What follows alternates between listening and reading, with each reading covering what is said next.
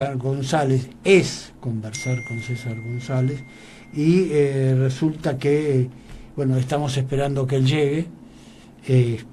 Mientras él llega voy a hacer como una especie de introducción a este tema, de conversar con él y bueno, y si no llega veremos qué hacemos y si llega también veremos, ¿sí? ¿No te parece, Mario? Así es, vamos a improvisar una segunda hora hasta que llegue César. La idea era la siguiente, se me había ocurrido por qué o para qué el análisis que recibe gente en un diván recibe a un director de cine como es César González. César González además tiene una característica, mediante un heterónimo. Él escribe a veces poemas con el heterónimo de Camilo Blajakis. Me interesaría indicar una cuestión. ¿Por qué heterónimo? Por lo menos yo lo tomo a partir de la experiencia de Pessoa, que tenía 36 heterónimos. ¿Ah, sí? Así es, bueno, sí. mira, yo no sabía la cantidad. Y entonces un día en un reportaje le preguntaron, bueno, ¿por qué usted usa diversos nombres en su producción literaria? ¿Por qué utiliza nombres distintos? ¿Por qué utiliza nombres seudónimos? Entonces la respuesta de Pessoa fue muy consistente y muy pequeña. Héteros no es pseudos. Heterónimos no es seudónimo. Pero vuelvo a insistir, héteros no es pseudo. O sea que el heterónimo se aleja de cualquier orden de problema de falsa identidad o de falsificación, sino que hace aparecer los diversos nombres con los cuales una obra se crea. Es decir, tenemos la idea, la teníamos desde el psicoanálisis de Freud, de que un autor estaba presente en la obra. Claro. A Freud se le había escapado un pequeño detalle, porque a esto Freud le agregaba que la literatura de alguna manera reflejaba la presencia de César, que acaba de llegar.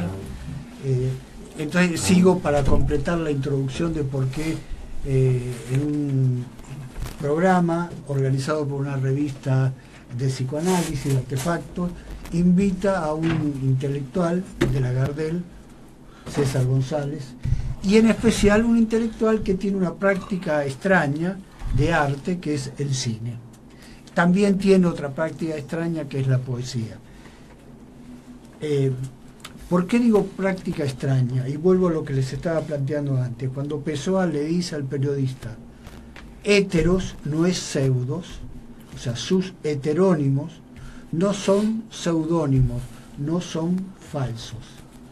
¿Qué demonios estaba introduciendo Pessoa en nuestra vida cotidiana? Estaba, ni más ni menos, a mi entender, ustedes pueden tener otras opiniones, ya lo conociste, Ezequiel, les presento a César González, que acaba de llegar, y Mario, el otro integrante de esta trupe extraña que formamos este programa. Bueno, ¿qué decía Pessoa con esa cuestión? Yo creo que introducía una incógnita. ¿Es cierto que la obra refleja al autor? ¿No será que en la obra, vaya a saber cómo, aparecen personajes cuya vida no depende de la historia personal de vida del autor? No digo que no pueda ocurrir esto, no digo que un autor no pueda llegar a escribir sobre su vida, no se pueda llegar a hacer, por ejemplo, una producción filmográfica autobiográfica. No digo que no estoy negando eso, pero estoy abriendo otra posibilidad, que es que cuando nos enfrentamos a una obra de arte, aparecen personajes que no se explican por el autor.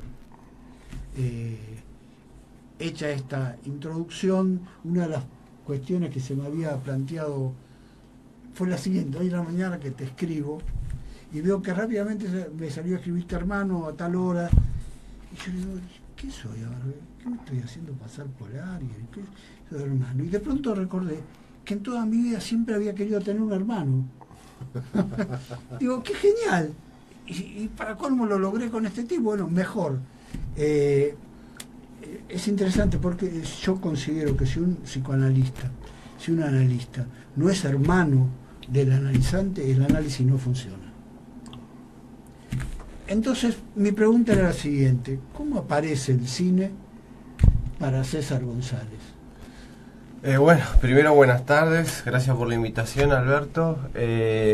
Primero sobre lo que sí de hermano me parece un punto importante, ¿no? Yo reafirmo el concepto hermano por muchas cosas, ¿no? Yo a los pibes en el barrio, al que sea, al que me cruzo, le digo hermano. Cierto. Es una decisión política, no estética. Yo creo que de lo simbólico, primero y principal, es romper un poco con el molde de lo que tiene que ser una familia, ¿no? Y que el hermano tiene que ser sí o sí aquel que es unido por una cuestión de sangre, sanguínea, claro.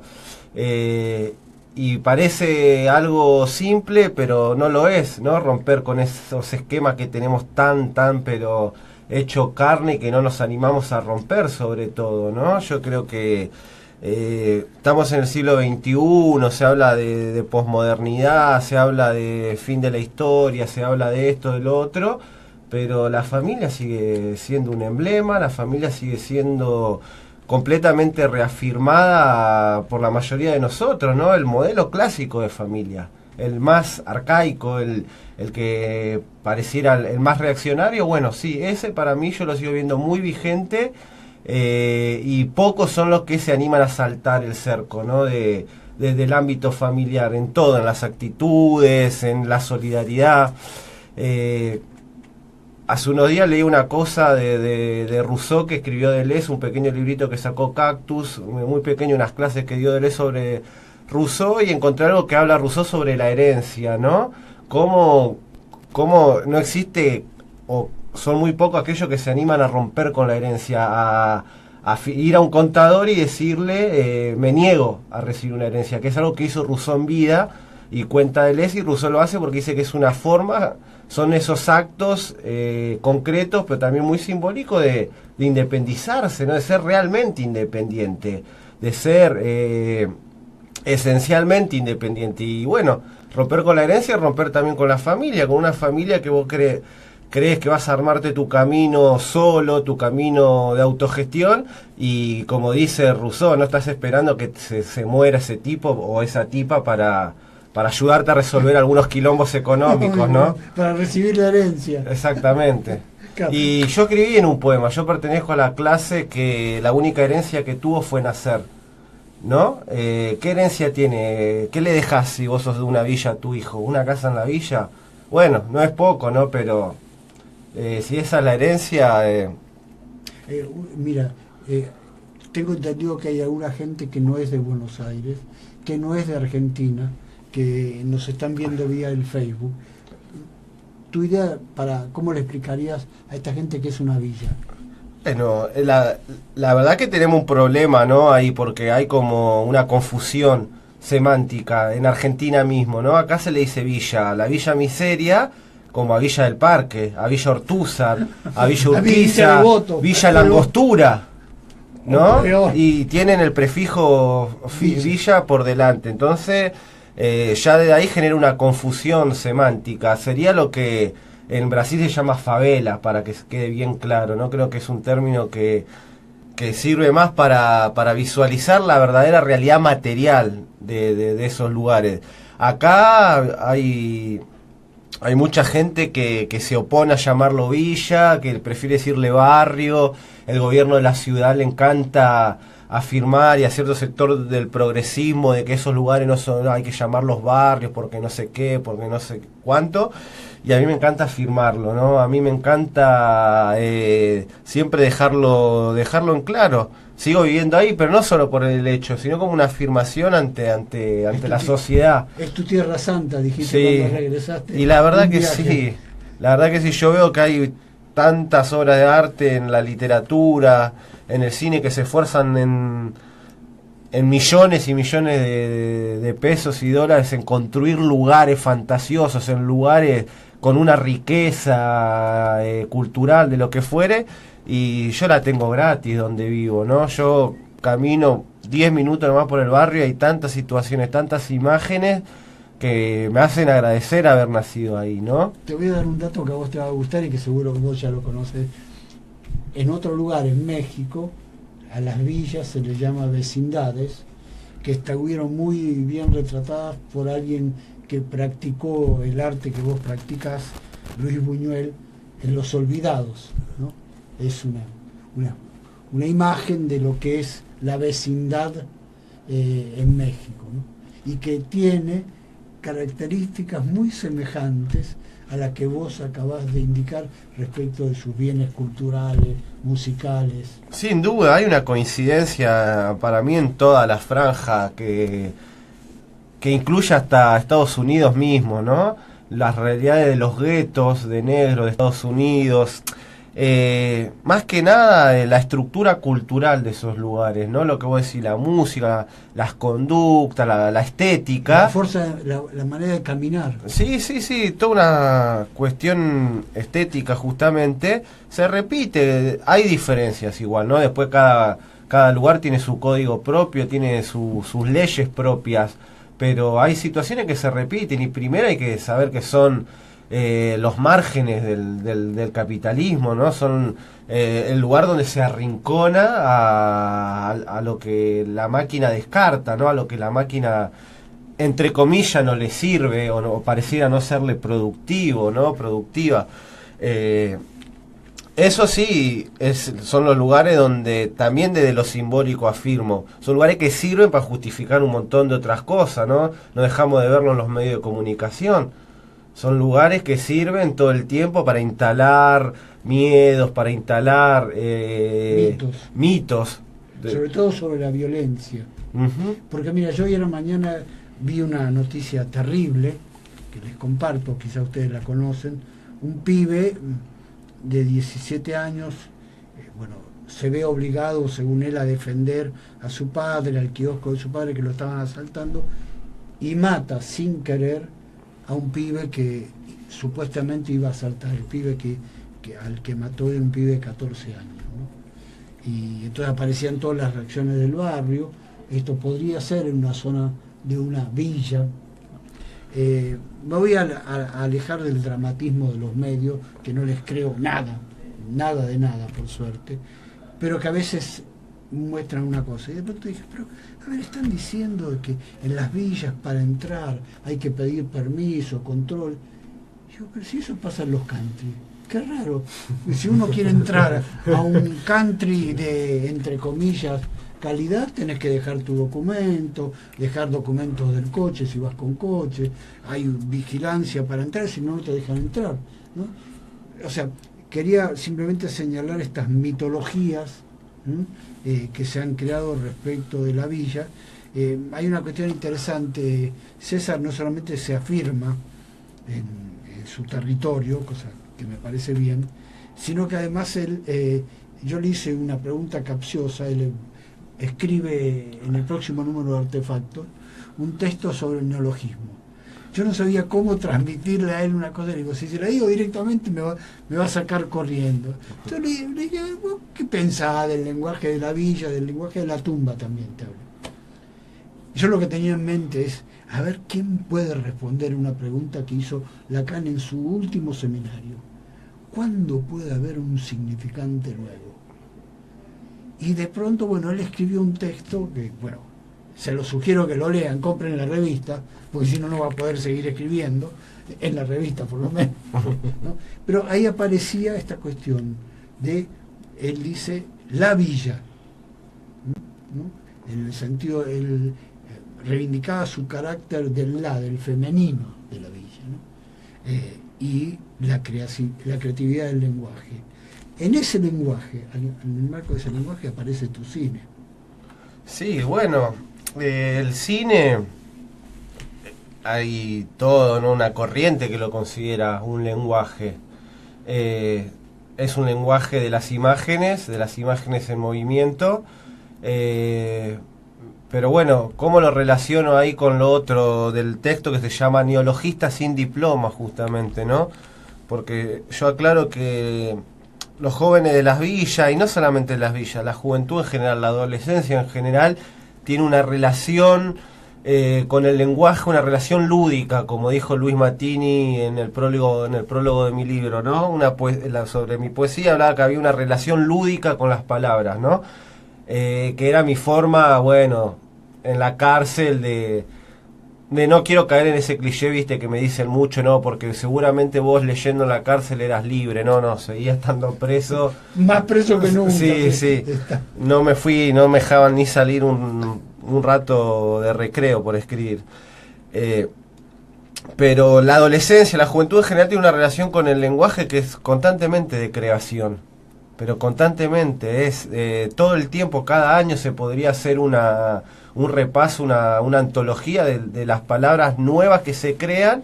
No sé si tanto de significantes nuevos o de significados nuevos, pero sí palabras nuevas, ¿no? Que reemplazan a otra, ¿no? Que al agua se la llame de otra manera, por dar cualquier ejemplo.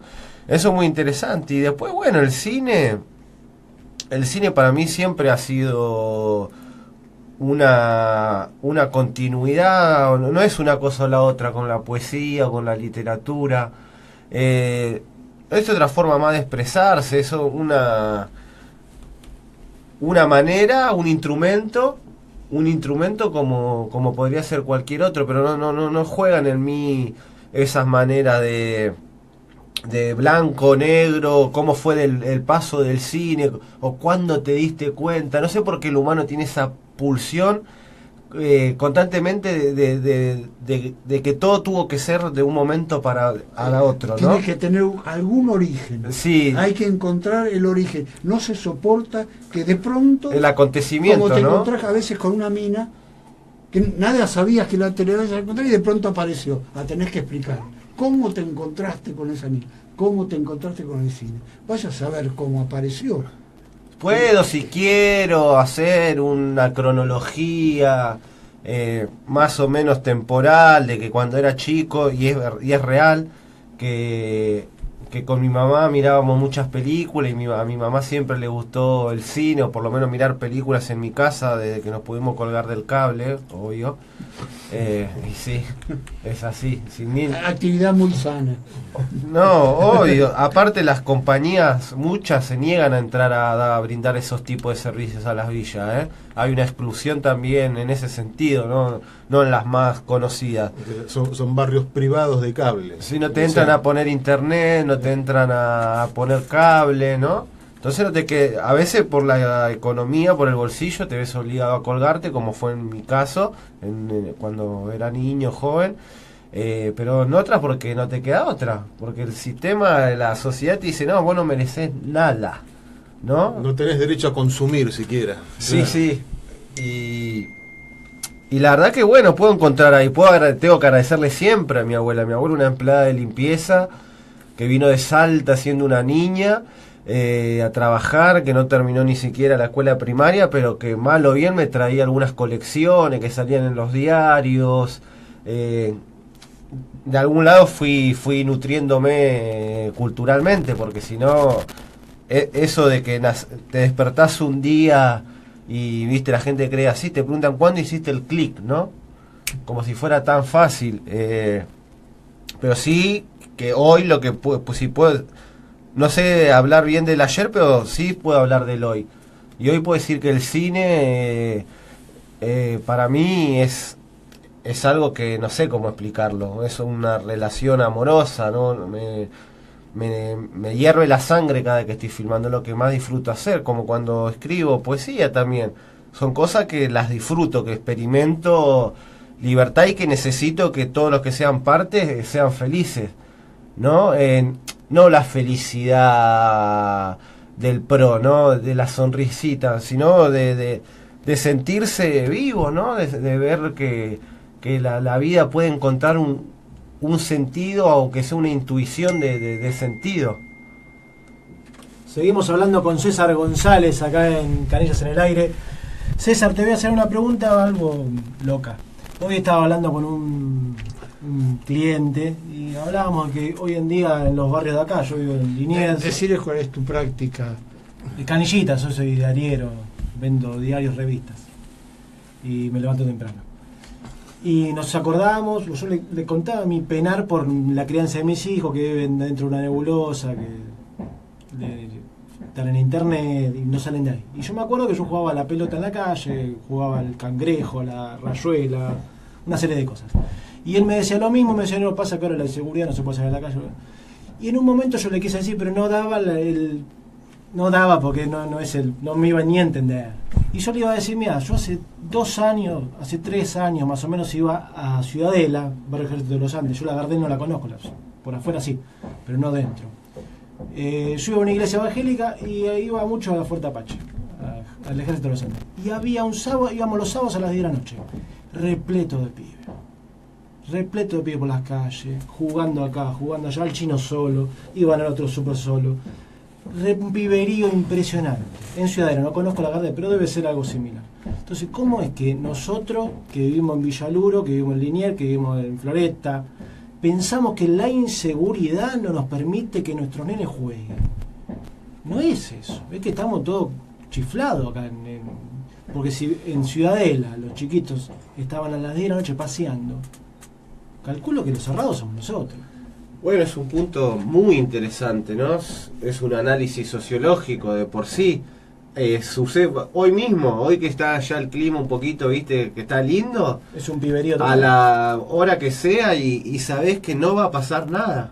Que nada, no va a haber secuestro, que alguien te secuestra el nene, que te lo reclute, como otro mito que está, ¿no? Que no se puede creer nunca que un niño tenga 7 años y ya se maneje solo en la vida. La sociedad no lo puede aceptar. Entonces, si hay un nene de 7 años que ya es repillo, que ya es revivo, es porque hay un mayor que lo manda, ¿no? Bueno, eso se desmiente.